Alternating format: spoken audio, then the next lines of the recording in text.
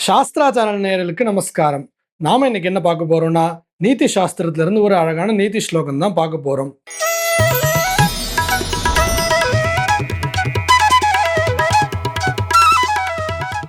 கொஞ்ச நாளுக்கு முன்னாடி ஒரு ஃபங்க்ஷன் அட்டெண்ட் பண்ண போயிருந்தேன்.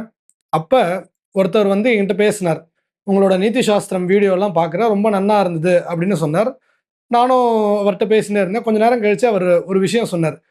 "நீங்க நீதி சாஸ்திரங்கள்லாம் சொல்றேன். இப்படி இருக்கணும், அப்படி இருக்கணும், நியாயம், தர்மம்லாம் சொல்றேன். இது இன்னைக்கு ரீச் ஆகாது. நீங்க வேற ஏதாவது பேசணும்" அப்படின்னு அவர் சொன்னார். "ஏதாவது கான்ட்ரோவர்சியா பேசுங்கோ, இல்ல ஏதாவது பரிகாரம், பிராயஷ்சித்தம் அத பத்தி பேசுங்கோ" அப்படின்னார். பொதுவா அட்வைஸ் பண்ணா யாருக்கும் புடிக்காது அப்படின்ற மாரி சொன்னாரு. சரி, இத அவர் சொன்னது மனசுல ஓடிண்டே இருந்தது.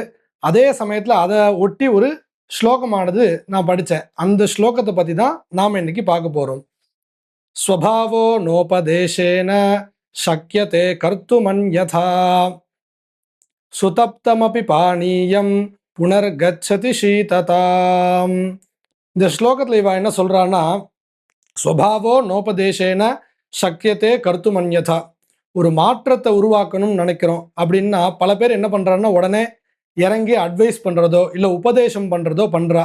அப்படி உபதேசம் பண்றதுனாலயோ, அட்வைஸ் பண்றதுனாலயோ மாற்றம்ன்றது வராது. ஒருத்தர்ட்ட மாற்றத்தை கொண்டு வர முடியாது அப்படின்னு சொல்றா. மாற்றம்ன்றது அவாளுடைய மனசு சம்பந்தப்பட்ட ஒரு விஷயம். மனச அவ்வளோ எளிதா மாற்ற முடியாது அப்படின்னு அந்த ஸ்லோகத்துல சொல்றா.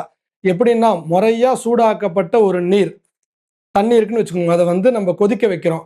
அது என்னதான் நம்ம கொதிக்க வச்சாலும், கொஞ்ச நேரம் கழிச்சு அது திரும்பவும் கோல்டா ஆயிடும். அது வந்து பழைய நிலைமைக்கு திரும்பிடும் அப்படின்னு இந்த ஸ்லோகத்துல சொல்றா. சரி, இந்த ஸ்லோகம் அப்படியே ஒரு பக்கம் இருக்கட்டும்.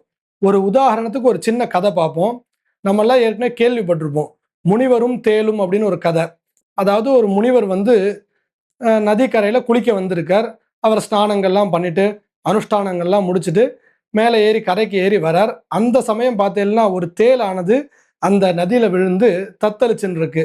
அது எப்படியாவது கரைக்கு வரணும், தண்ணீலேருந்து கரைக்கு வரணும்னு போராடின்னு இருக்கு. இந்த முனிவர் அத பார்த்த உடனே அந்த தேள வந்து கையால எடுக்கிறார். எடுத்த உடனே அந்த தேள் என்ன பண்றதுன்னா, கையில கொட்டுறது.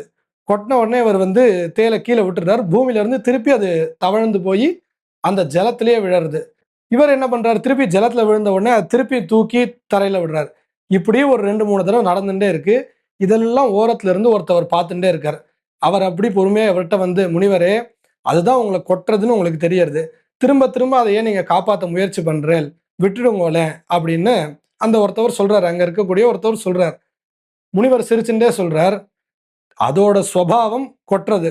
எப்படி அது வந்து அதோட சுபாவத்த மாத்திக்கிறதோ, அதே மாரி தான் நான்.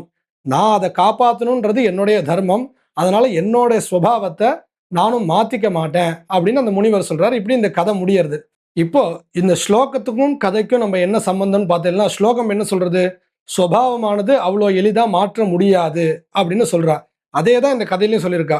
தேளோட கொட்ற சுபாவத்த தேளால மாத்திக்க முடியாது. அந்த முனிவர் என்ன சொல்றார்?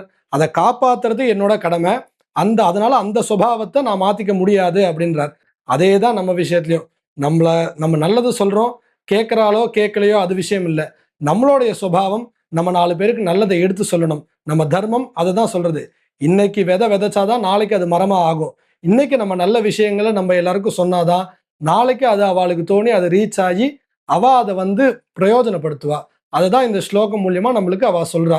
"ஸ்வபாவோ நோபதேசேன சக்யதே கர்த்துமன்யதா சுதப்தமபி பானீயம் புனர்கச்சதி சீததாம்."